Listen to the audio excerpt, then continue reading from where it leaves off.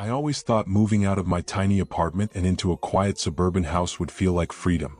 You know, the kind you see in movies, tree-lined streets, big green lawns, and neighbors casually waving hello. Maplewood Lane seemed perfect. The house was set back far from the street, to the point where it almost felt too quiet. Its layout was weird too. The sidewalk ran all along the living room and ended at the front porch, which opened straight into the living room. And the front windows, huge, unopenable, letting in tons of sunlight but also giving zero privacy. My roommates had gone on a long weekend trip, leaving me alone.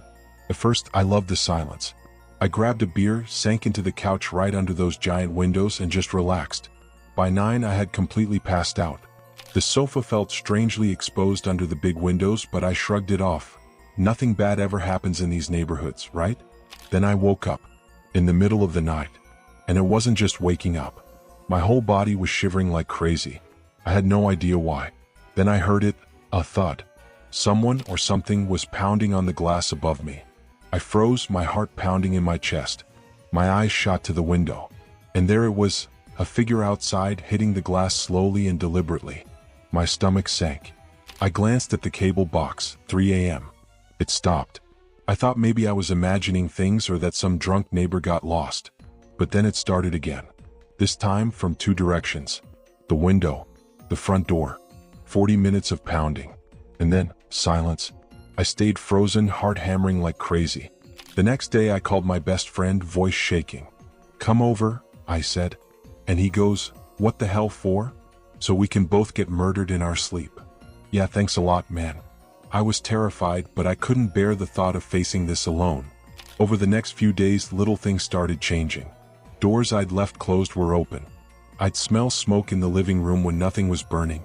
Objects moved slightly. Shadows seemed to crawl across the windows. And every time I looked directly, nothing was there. The house felt alive as if it were watching me.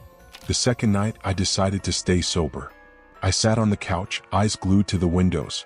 Around 2:45 a.m., I felt it, a presence. Cold, heavy, and just wrong.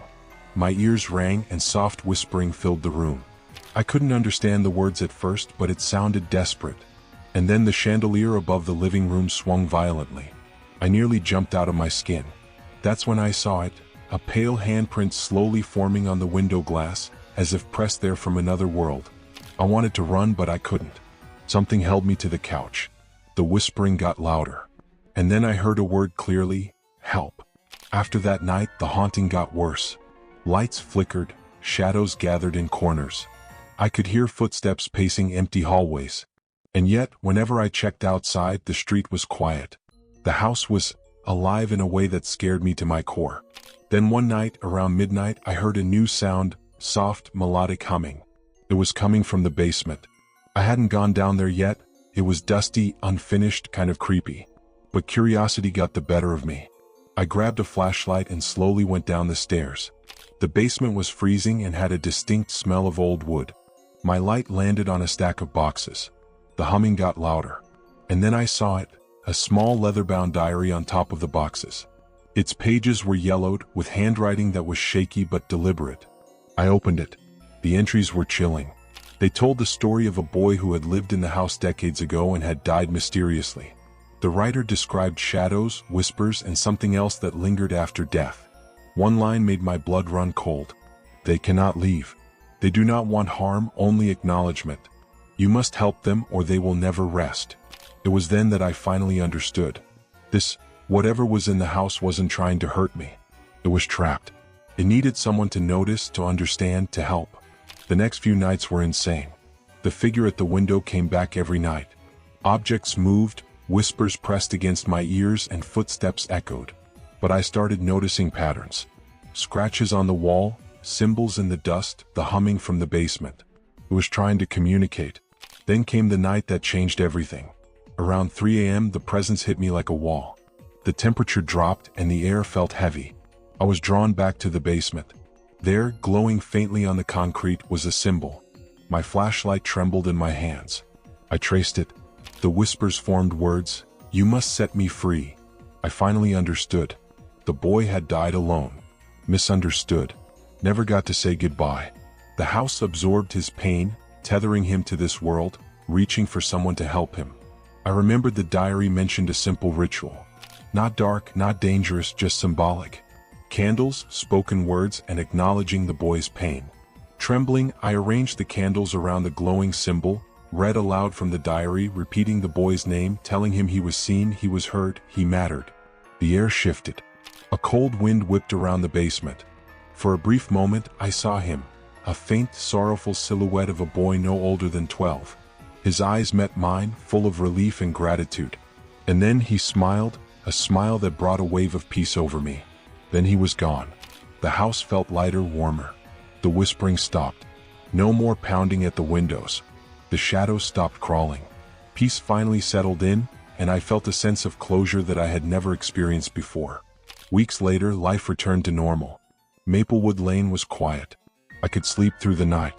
I kept the diary, a reminder that sometimes the scariest things just need to be understood, not fought. The house was no longer a place of fear, but a place of understanding and peace. I never forgot that first night on the couch. I never forgot the figure at the window. But I also never forgot the relief, the gratitude I felt, knowing I had helped someone finally rest. And sometimes, when the wind rustles the trees outside, I swear I can hear a soft, melodic hum, faint, comforting, like a whisper of thanks from someone who can finally sleep.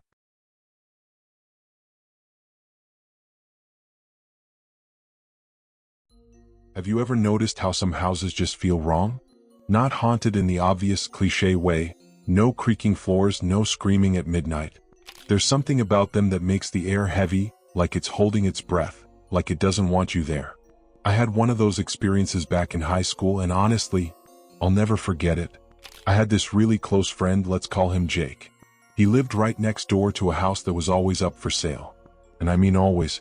People would move in, stick around for a few weeks, maybe a couple of months, and then vanish without a word. No moving trucks, no "we're leaving" notes. They just disappear in the middle of the night. For years, the house seemed to have no permanent owner. That should have been my first warning, but at the time, I was just a bored teenager looking for something to do. One cold December night, Jake and I were hanging out, sitting in his garage doing nothing. Bored as hell. Then he turns to me and says, "Bro, let's check out the house next door. It's been empty for a while." At first I laughed. I thought he was joking. But the look in his eyes told me he wasn't. There was a curiosity there, maybe excitement, maybe something darker. And of course my stupid teenage brain kicked in. I agreed. We went around the back of the house, and that's when I noticed a tiny dog door. Jake, being the idiot he was, somehow managed to crawl through it. Then he unlocked the regular door from the inside and motioned for me to follow. My stomach twisted with this mix of excitement and unease. I couldn't tell if I was terrified or thrilled. Probably both. At first the house looked normal. Old, yeah, like something built in the 1950s, a classic craftsman-style home. But there was something too precise about it, too preserved. Like it hadn't aged naturally. The kitchen had a built-in breakfast nook in front of a picture window, and the faint street light outside filtered through the glass. It almost looked cozy. Almost. We sat on the floor across from the table, just talking, joking, trying to act like brave teenagers. And for a moment, everything felt normal. Then it changed. First, the temperature dropped. 1 second the air was still. Next, it felt like someone had poured ice over me. Not just cold, bone-deep cold that crawled inside me, freezing my blood. And then Jake screamed. Not a prank, not a laugh. A scream that made my chest tighten, my hair stand on end. And just like that, my vision went black. I couldn't see anything. Not blurry, not dim, just black, like someone had pressed a void over my eyes. And the cold, it wasn't around me. It was inside me. Full body. Paralyzing. Wrong. I couldn't move, couldn't speak, couldn't even think clearly. Then I felt it. Something heavy on my chest. Pressing down, pinning me to the floor. My breath caught and the air smelled metallic. I wanted to scream, but no sound came out. I could feel it moving. Slow. Deliberate. And then Jake's hand grabbed mine.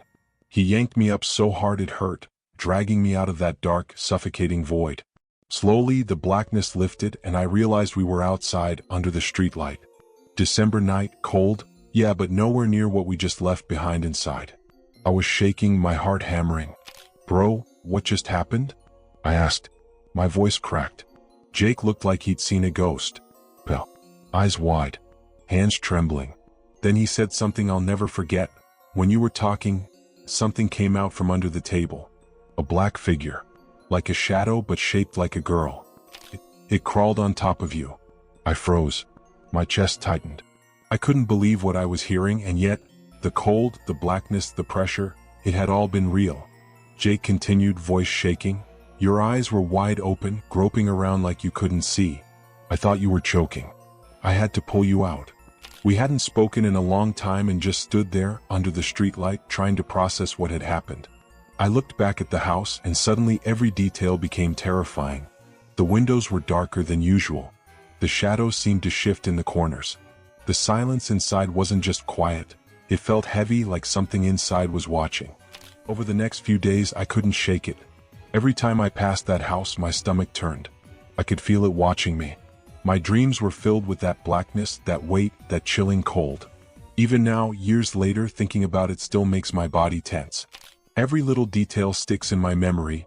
The smoothness of the shadow moving, the way it pressed against me, the way it seemed alive, like it had a purpose. How my safe little world suddenly felt fragile, like anything could slip through and grab me. We still joke about it sometimes, Jake and I, but the story never changes. He saw what he saw and I felt what I felt. And neither of us ever wants to go near that house again. Even now, when I lie in bed, sometimes I catch a shadow moving in the corner of my eye. Just for a second, and I swear, I can feel it, watching, waiting. And I don't know if it's still in that house or if it ever left. But I do know one thing, that night changed me forever. Some darkness isn't just in stories. Some darkness is real, and it's waiting for the right moment to remind you.